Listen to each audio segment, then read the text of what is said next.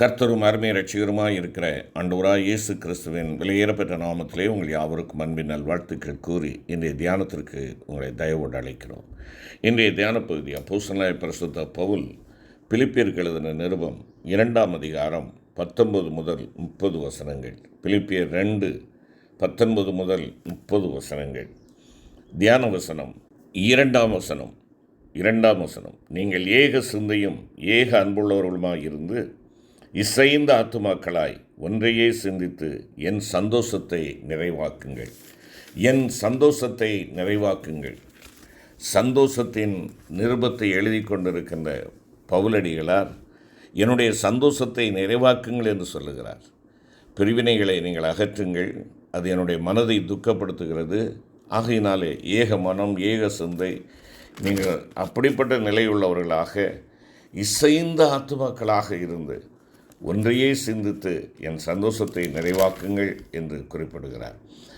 அவருடைய சந்தோஷத்தை நிறைவாக்கின அவருடைய ஊழியர்களிலே மிகவும் சந்தோஷமாய் ஊழியத்தை செய்து நிறைவேற்றின 2 பிள்ளைகளை, இல்லையென்றால் 2 நபர்களை இங்கே பவுலடிகளார் நமக்கு முன்பாக வைக்கிறார். அவருடைய சந்தோஷத்தை நிறைவாக்கினவர்கள். ஆம், எனக்கு அன்பான கர்த்தருடைய பிள்ளைகளே, உங்களை குறித்து இப்படி சொல்லப்படுமா? என் சந்தோஷத்தை நிறைவாக்கினவர்கள் இவர்கள் என்று சொல்லப்படுமா? இங்கே பாருங்கள், தேவனுடைய ஊழியத்தை சந்தோஷமாய் நிறைவேற்றின தேவ வீரர்களாக இங்கே 2 பேரை பவுலடிகளார் குறிப்பிடுகிறார். முன்மாதிரியாக வாழ்ந்தவர்கள், சந்தோஷமாய் ஊழியத்தை நிறைவேற்றினவர்கள், எந்த அப்பழுக்கும் இல்லாதவர்களாக அவர்கள் சாட்சி பெற்றவர்களாக இங்கே நமக்கு முன்பாக அவர்களை நிறுத்துகிறார் பவுலடிகளார். 2ஆம் அதிகாரம் 19வது வசனம், அன்றியும் நானும் உங்கள் செய்திகளை அறிந்து மனத்தேர்தல் அடையும்படிக்கு சீக்கிரமாய் தீமோத்தேயுவை உங்களிடத்தில் அனுப்பலாம் என்று கர்த்தராகிய இயேசுவுக்குள் நம்பியிருக்கிறேன். தன்னுடைய சபையை குறித்ததான ஒரு கரிசனை, அக்கறை உடையவராக எப்படி இருக்கிறார்கள்? திருச்சபையிலே தேவனுடைய பிள்ளைகள் ஒரு மனதோடு இருக்கிறார்களா? தேவனை பிரியப்படுத்தி வாழ்கிறார்களா? சாட்சியுள்ள ஜீவியம் இருக்கிறதா என்பதை அறிந்து கொண்டு அவர்களுக்காக தேவனை துதிக்கவும் அவர்களுக்காக தேவனுடைய சமூகத்தில் மன்றாடவும் உண்மையான செய்திகளை கொண்டு வரும்படியாக இங்கே தீமோத்தேயுவை அனுப்பலாம் என்று சொல்லி அவர் யோசிக்கிறார். கிறிஸ்தவ வாழ்க்கையில் கிறிஸ்துவிற்கான ஊழியத்தில் முன்மாதிரியாக கிறிஸ்துவை பின்பற்றும்படியாக போதித்த பவுல் தன்னுடைய வாழ்க்கையில் தான் எவ்விதமாக ஊழியத்தின் மேல் பலியாக வார்க்கப்பட்டு போக தயாராக இருந்ததை குறிப்பிட்டதோடு நின்று விடாமல் இங்கே 2 மாதிரிகளை தன் வாசகர்களுக்கு குறிப்பிடுகிறார். அதிலே முதலாவது மாதிரியாக குறிப்பிடப்படுகிறவர் குமாரனாகிய தீமோத்தேயு. குமாரனாகிய தீமோத்தேயு எப்போதும் எங்கே வேண்டுமானாலும் ஊழியத்து நிமித்தம் செல்ல தயாராக இருந்தான். பவுல் எந்த செய்தியை பகிர்ந்து கொள்ள விரும்பினாரோ அதே செய்தியை பத்திரமாக கொண்டு சென்று பகிர்ந்து கொடுத்தான். பவுல் செல்ல முடியாத இடங்களுக்கு பவுலால் அனுப்பப்பட்டான். சபைகளை திடப்படுத்தினவன். சொந்த விருப்பத்திற்காக அல்ல, தேவனுக்காக தேவ ஊழியரின் கடமையை செய்தவன். அவனை பற்றி வேதாகமம் கூறுவது உண்மை உள்ளவன், கிறிஸ்துவுக்குரியவைகளை தேடுபவன், பவுலை போல மனமுள்ளவன்.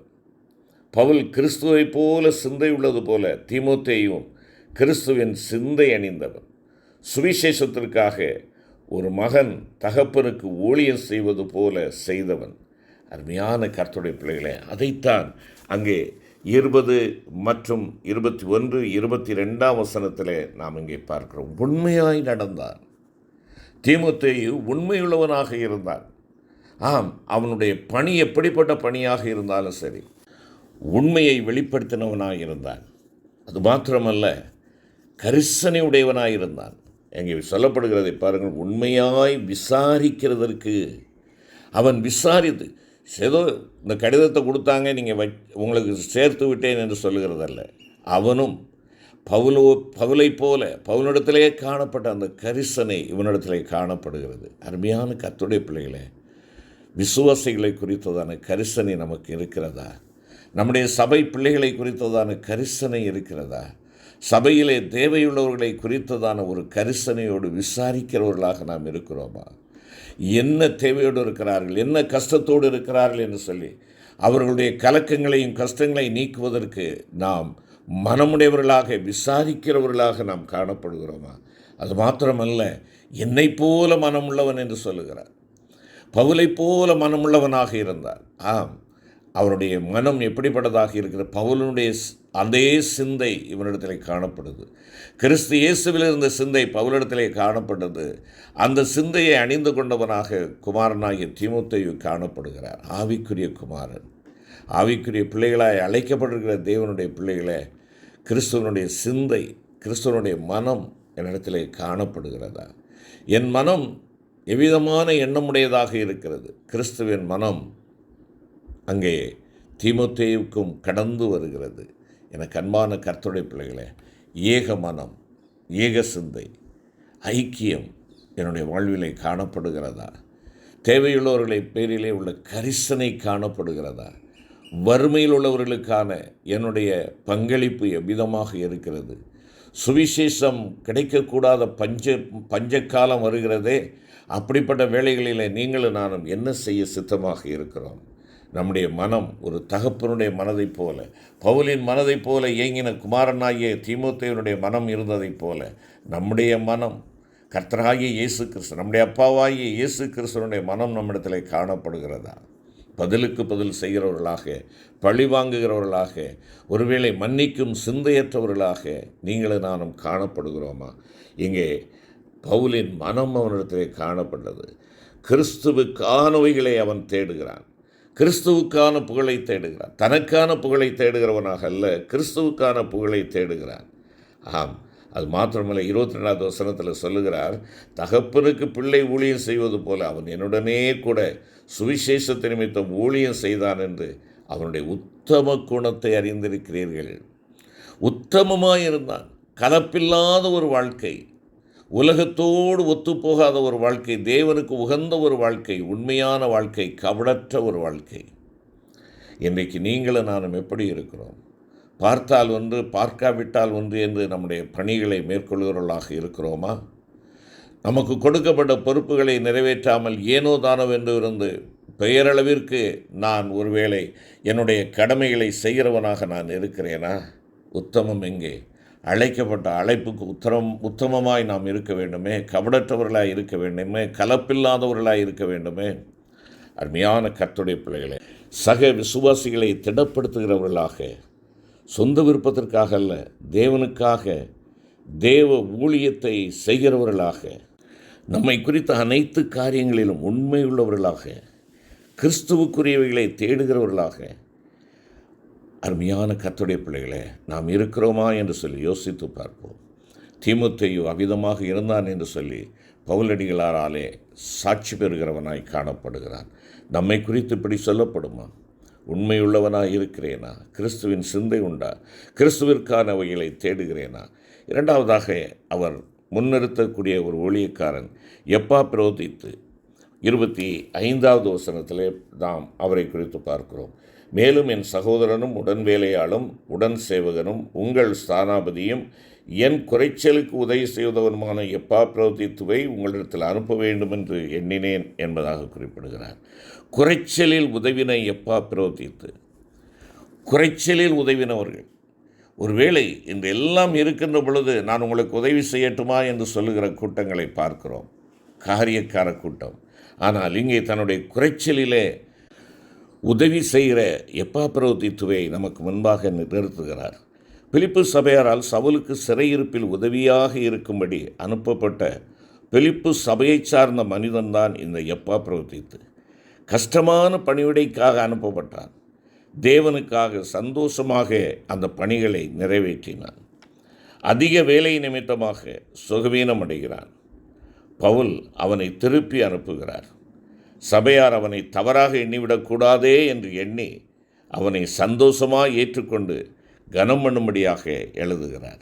எனக்கு அன்பான கர்த்தருடைய பிள்ளைகளே, இன்று நம்மை குறித்து இவ்விதமான நற்சாட்சிகளை நாம் பெறக்கூடியவர்களாக இருக்கிறோமா? நம்முடைய ஒரு கஷ்ட நிலையிலே உதவி செய்வது தான் மிகவும் அவசியமான ஒன்றாக இருக்கிறது. நமக்கு தேவையில்லாத பொழுது, இல்லையென்றால் நாம் நன்றாக வாழ்ந்து சுகித்திருக்கின்ற பொழுது நான் உங்களுக்கு உதவட்டுமா என்று சொல்லி கேட்கிறது அல்ல.